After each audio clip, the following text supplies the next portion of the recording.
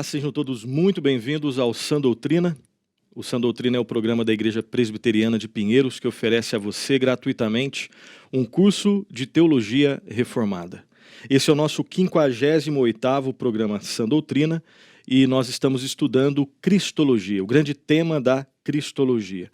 Dentro desse grande tema, nós já estudamos vários subtemas e o último subtema que nós estudamos foi o ofício ou os ofícios de Cristo. Esse foi o último grande subtema. Nós estudamos então, refletimos aqui juntos sobre o ofício profético de Cristo, o ofício sacerdotal de Cristo e o ofício real do Senhor Jesus Cristo. Hoje, no programa de hoje, nós daremos sequência aos nossos estudos em Cristologia, com agora um novo subtema. Terminamos os ofícios de Cristo e começaremos a estudar juntos, a refletir juntos, a aprender juntos aqui sobre a doutrina da expiação ou a expiação de Cristo. Os nomes podem variar quando nós pesquisamos nos livros de teologia sistemática, nos manuais de doutrinas, nós vemos uma certa diferença dos nomes, mas que falam basicamente sobre a mesma ou exatamente sobre a mesma realidade.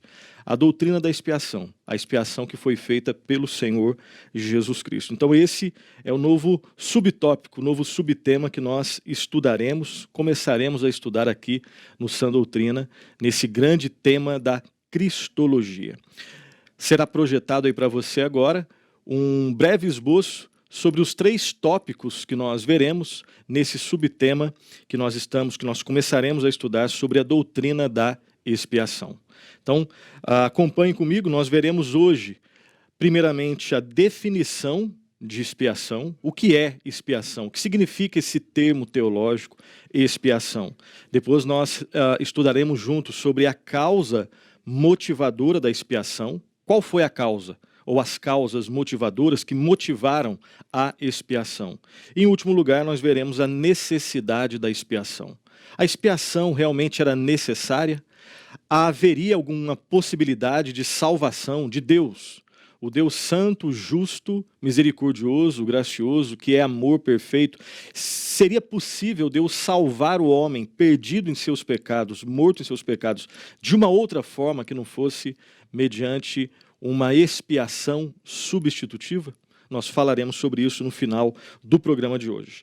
Dito isso, então, mostrando aí o nosso esboço desses pontos que nós nos propomos a estudar juntos, vamos então ao nosso estudo. Primeiramente, então, vejamos a definição de expiação. O que é expiação? Então, de modo básico, expiação vem de expiar, que significa basicamente pagar crimes ou pagar faltas, resolver um crime, resolver uma falta, remir, resgatar, libertar e redimir. Percebam que todas essas expressões, elas fazem parte tanto do mundo jurídico quanto do chamado assim mundo teológico, do vocabulário teológico.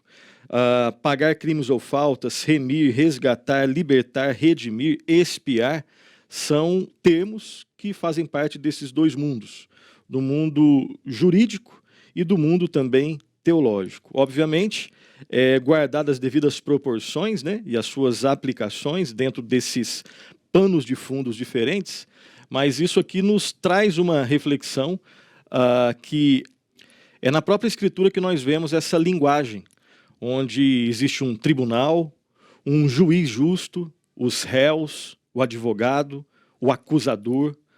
Então perceba que existe esse aspecto intercambiável, onde existe essa relação entre esses termos do mundo jurídico e do mundo teológico, do vocabulário bíblico, que se utiliza, obviamente, desses termos do mundo jurídico. Então, essas são as ideias que vêm à nossa mente, devem vir à nossa mente quando nós falamos de expiação.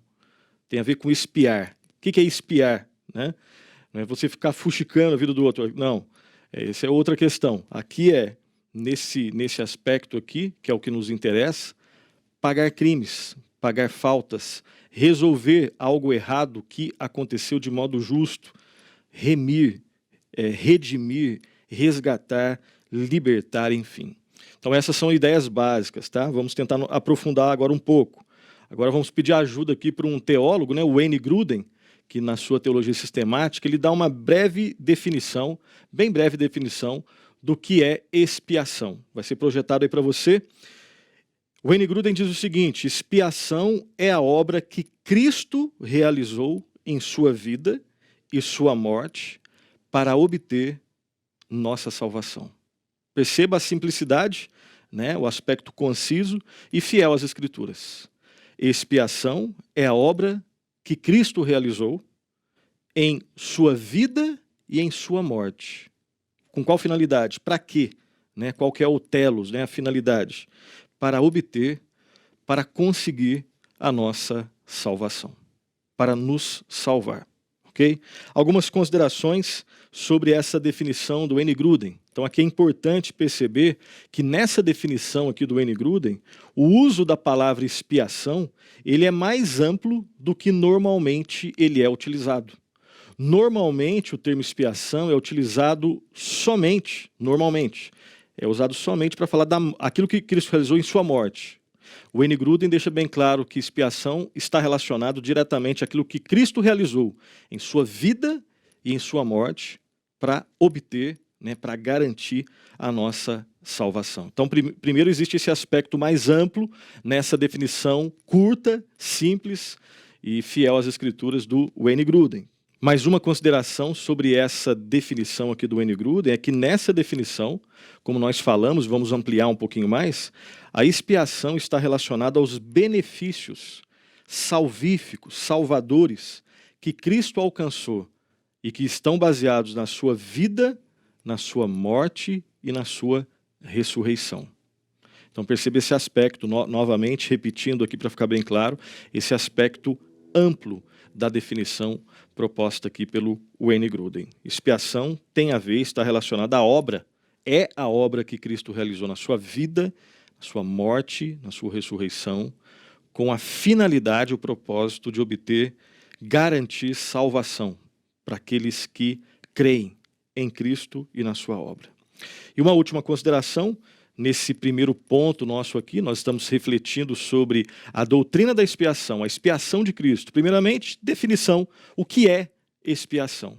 A última consideração que nós vamos fazer é que a palavra de Deus ensina que para existir salvação, para existir redenção de fato, deve existir um substituto. Grave isso. Não existe salvação sem substituição. Não existe salvação sem um substituto. Eu não consigo salvar a mim mesmo, você não consegue se salvar. O gênero humano que caiu lá com o primeiro Adão está morto, não está doente, está morto em seus pecados. Ele não tem condições de proporcionar a salvação, redenção. Eu não consigo expiar os meus pecados. Eu consigo me aprofundar sozinho, deixado a mim mesmo, eu consigo me aprofundar nos meus pecados. Mas proporcionar expiação, proporcionar redenção, justificação, nada disso. Para que exista salvação, biblicamente entendida, deve existir substituição, um substituto. Então, grave isso. Para que os homens, né, mortos nos seus delitos e pecados possam ser salvos, alguém deve salvá-los. Um substituto deve pagar pelos seus pecados, deve resolver os seus problemas e deve torná-lo ou torná-los aceitáveis para Deus. Deve viver uma vida perfeita, deve morrer no seu lugar e deve ressuscitar para que ele tenha vida. E quando nós falamos, meditamos, estudamos, refletimos sobre a doutrina da expiação, a expiação de Cristo, nós estamos falando dessas realidades aqui. Salvação, redenção, perdão de pecado, santificação, aceitação diante de um Deus santo. Nós estamos falando de homens pecadores que antes estavam mortos nos seus pecados e algo aconteceu com eles que os tornou aceitáveis a um Deus santo, justo. Para que isso ocorra, deve existir expiação, substituição. E aqui mais um termo, né? Um termo agora composto. Expiação substitutiva. A obra que Cristo realizou em sua vida, morte e ressurreição, onde ele foi o nosso substituto e agora garante salvação para aqueles que creem nele e na sua obra. Então a expiação que Cristo realizou foi uma expiação substitutiva, uma obra que pressupõe que compreende a sua vida, morte e ressurreição, e que torna pessoas como eu e você pecadores, que sem Cristo merecem a justa ira de Deus. Pecadores que sem Cristo merecem o inferno eterno, mas que pela graça e misericórdia de Deus, que enviou o seu Filho para morrer na cruz, ressuscitou, e agora, porque pela graça de Deus nós nos arrependemos e cremos em Cristo, agora Cristo é o nosso substituto diante do Pai. E nós somos aceitos pelo Pai pelas perfeições do Filho, do nosso irmão mais velho. O Filho com F maiúsculo, Jesus Cristo. A expiação fala sobre essas realidades. Então esse é o primeiro tópico dentro desse nosso estudo que nós estamos começando no programa de hoje sobre a expiação de Cristo, a doutrina da expiação. Primeira definição de expiação, compreende essas realidades, essas ideias que nós acabamos de apresentar. O segundo tópico dentro dos nossos estudos sobre expiação é sobre a causa. Qual foi a causa motivadora da expiação? A causa motivadora da expiação. Vamos lá então algumas considerações iniciais. Em primeiro lugar, temos que lembrar que às vezes é afirmado, é dito, que a causa motivadora da expiação é o amor de Cristo pelos pecadores. E até aí, só nisso está certo. Mas tem mais coisas, né? Então, normalmente, as pessoas afirmam, muitos afirmam que a causa, o que causou a expiação, qual foi a causa motivadora da expiação? É o amor de Cristo, o Filho, pelos pecadores. E aí, às vezes, do jeito que a gente explica, pode dar a impressão de que Cristo, o Filho, ele ama pecadores. Mas o Pai é um Pai sempre irado, que quer sempre punir, né? O Filho ama, o Pai não. O Filho é que quer salvar, o Pai é só um Pai irado, colérico, sempre irado e que procura a destruição do pecador. Mas Cristo se entrega então, né? O Cristo como ama, o Pai não ama, mas Cristo, por amar os pecadores, ele se entrega e salva. E nesse tipo de pensamento, Cristo tem amor, mas o Pai não, porque o Pai só tem ira. Às vezes é possível que erroneamente, equivocadamente, nós expliquemos a causa motivadora da expiação dessa forma, né? O Pai sempre irado, querendo sempre destruir o pecador, ele não ama, mas o Filho ama, e ele vai lá e salva. E obviamente isso está errado. Esse tipo de explicação, ela está errada. Embora tenha uma parte verdadeira, mas a sua explicação geral, ela está errada, porque a Bíblia não ensina dessa forma. Nas Escrituras, o que nós vemos é o ensino de que a causa motivadora da expiação é o bom prazer de Deus, o Pai, o Filho e o Espírito Santo. É o bom prazer do Pai, obviamente, em salvar pecadores, preste atenção, mediante uma expiação substitutiva.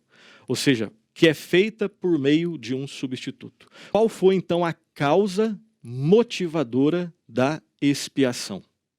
A causa motivadora da expiação foi o beneplácito, que é uma palavra, né, que está em vários documentos confessionais. Nós não utilizamos essa palavra no dia a dia, mas é simples de entender.